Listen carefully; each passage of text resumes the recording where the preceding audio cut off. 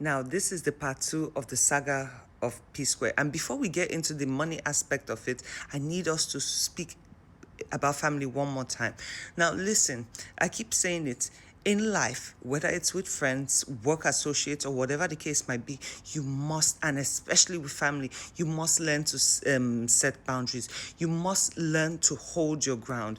You need to learn how to protect either your relationship or your marriage. Sometimes, especially I notice a lot in Nigeria, a lot of family members will infuse themselves in your relationship and try to control the narrative of how things go, and you, because you have so much loyalty to those people, you say nothing or you don't know how to react. Now, in the situation with Peter and Lola, I understand in part 8 exactly how he felt. First of all, he was taken completely off guard with the whole meetings and everything, but then because of the loyalty he had for his family, he didn't know how to face them and address them. So that's why the whole situation went funny, because naturally, any man should say, wait, hold up. Before she even fled out of the house, when they had the group meeting, he should have said, nah, you ain't going to speak to my woman like that. And I don't even understand why they allowed the identity of their child be based on Christianity or the church, when it is as easy as let that baby, the baby was born already, let's go do a DNA. It is that simple. But I understand back in those days, I don't even know if they had DNA back then in Nigeria. Now, he was also young, 27, but when I say I feel so sad that he allowed it go so far. And I'm sorry, in that moment, God, I can't even imagine a situation where you will bring pastors to sit down and tell me nonsense about my family. And why did the mother allow that? I'm sure she had a lot of regrets about that, but that's not the way to go. Now let's get into the money aspect. You can only imagine the stress that Peter had to go through just even revealing all these things, because he didn't know how the public was going to take it. And you could see from the first few words he says, they would think, oh, I'm fighting with my brothers because of money. It is not about money. By right, I am sorry, if a man is working and he is expected to receive something, no one should ever stand in between that. This is not about money. This is about loyalty. This is about deceit. This is about breaking trust.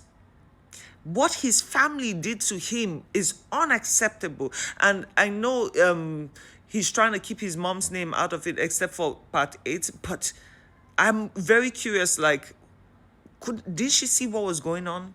Didn't she understand what was going on? But let's leave that aside. That doesn't even matter. And the funniest part of this thing, at the end, I think in 8B, he said that his brother Paul was manipulated by Jude. I'm sorry. You see, someone like me, I'm very difficult to manipulate. Wrong is wrong, right is wrong. His brother played stupid for so long, for so many years, while still profiting from the royalties and from the name of Psquare. You are guilty by association. It's like we always say this. If a woman is in a bar, right, and a man is harassing that woman, and a lot of other men are there and they say nothing, they say, oops, after all, I'm not the one harassing her. You are guilty by association. You saw something bad happening and you said nothing about it. That is unforgivable behavior.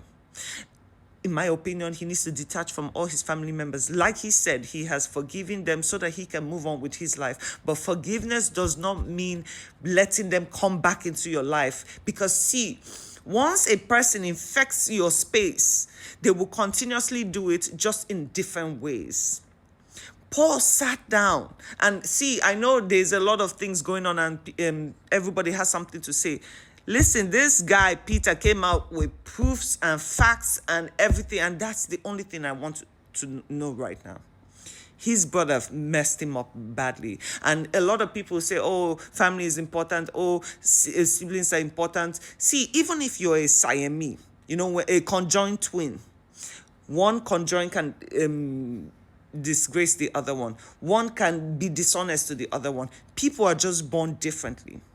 Playing along and playing stupid is just nah. As for Jude, another thing, when it comes to money, Envy comes.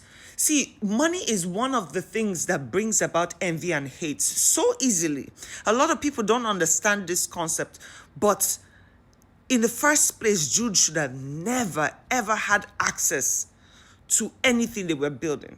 But again, I blame it on timing and age. And back in the day, they started something and they honestly didn't know how to get around it. They should have never hired not his mother as manager at some point, and definitely not Jude. It should have been an external person so that when dramas like this come about, they will know how to address it properly. But again, because it is family, everybody's shutting up and pretending that they ain't seeing what's going on. How can you say we should equally split royalties or money 3 ways? How is that even possible, bro? We know Psquare as Peter and Paul, and that is it. You should not, as Jude, the brother, should never have gotten more than 5-10% at the most. And that's, guess what? 10% is still a whole lot of money. The one that vexed me the most is the fact that they opened another company and he and Jude's wife and him were running it. How? And then for the sake of, you see what people do right now? A lot of men these days, they think they're wise, they get married to a woman and for the sake of prenup or getting divorced in the future, they end up putting all their wealth on their mother's name. This is a clear example of that in this case. In case Wahala Kasala bursts, nothing will be under Jude's name, but it will be under his wife's name. And in that way, Peter or Paul would not have any claims to that direct funding because guess what? It's not on the family name. That's exactly what they did. Because tell me how a man that is not, you're not singing. You're not doing anything positive for us. But somehow you have so much access. God, you people literally castrated Peter. I'm sorry. And I don't know, because at a point I was like, back and forth, too much going on social media. You see people that hold trauma so much, they end up exhibiting other behaviors that they don't, trauma. God, these people, oh God. After watching these videos, I just want to hug Peter, honestly, because it's endless, continuous stress and disrespect and swallowing your pride and keeping your mouth closed because of family. Family, no. Number one, anyone doing a business right now, learn from this.